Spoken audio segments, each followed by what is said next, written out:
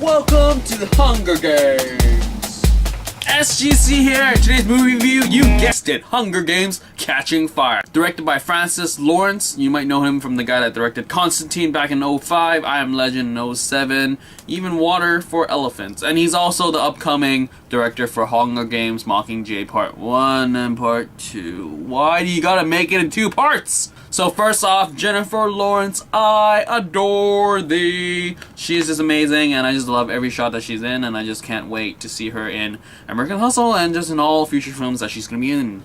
Anyway, so this time around we have a newer casting, but we got some comebacks like Jennifer Lawrence, Josh Hutcherson, Liam Hemsworth, Woody Harrelson, Elizabeth Banks, Lena Kravitz, Philip Seymour Hoffman, Jeffrey Wright, Stanley Tucci, and Donald Sutherland. The plot of the story is that Hunger Games has finished and now they're going on tour, and Katniss Everdeen is riling up a rebellion, and President Snow is not that happy about it. So he brings back the 75th anniversary and makes the games different and requires each district to be limited to only district victors, and they pick the names out of that. And obviously District 12 has Peeta and Katniss and Hamish Abernathy, played by Woody Harrelson. That's pretty much the entire story as things goes, because there's a lot more character development and a lot of world building here around, because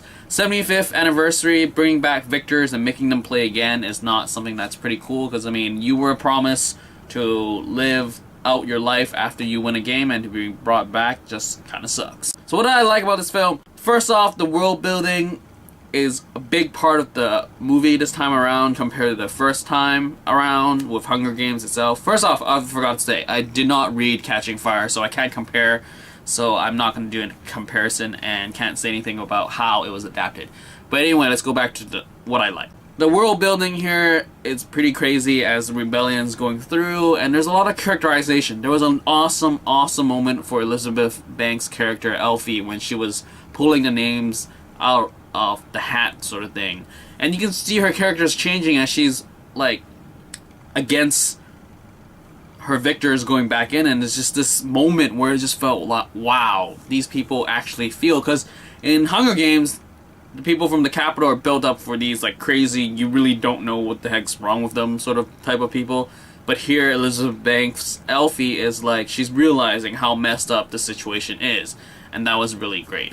And throughout, I have to admit, there were a lot of tear-wrenching moments for me. It just felt like, wow, it just really sucks that this is the situation that they're in, but they're trying to like fight for everybody. Also, you get a better sense of the rebellion uprising, as there's character development within her own family. Katniss, her sister's becoming stronger, and everyone is really using Katniss as a hope beacon.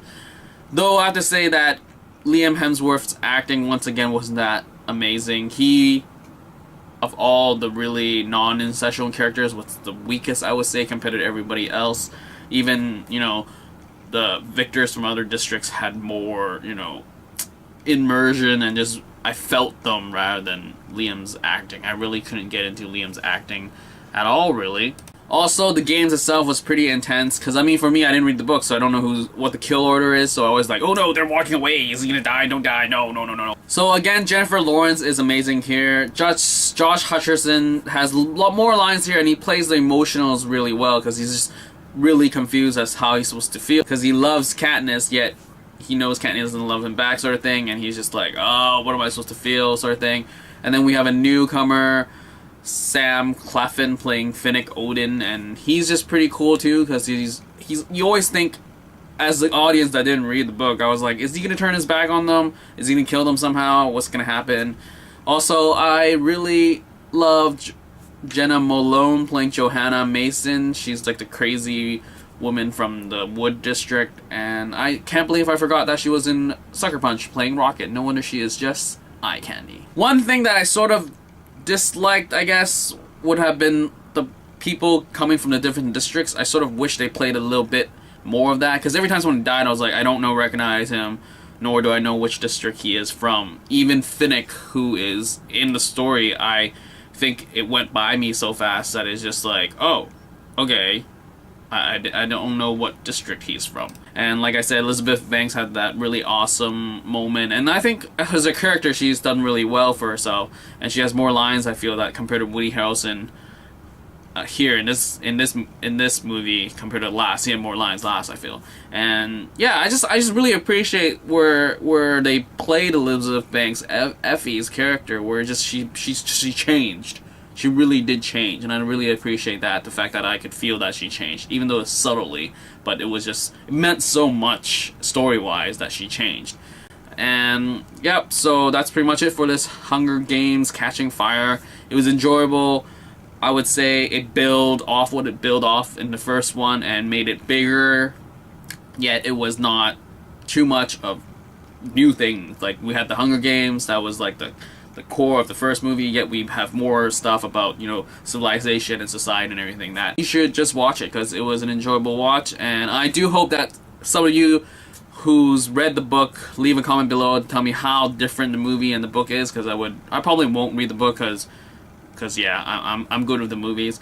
Anyway, that's all for this movie review of Hunger Games Catching Fire.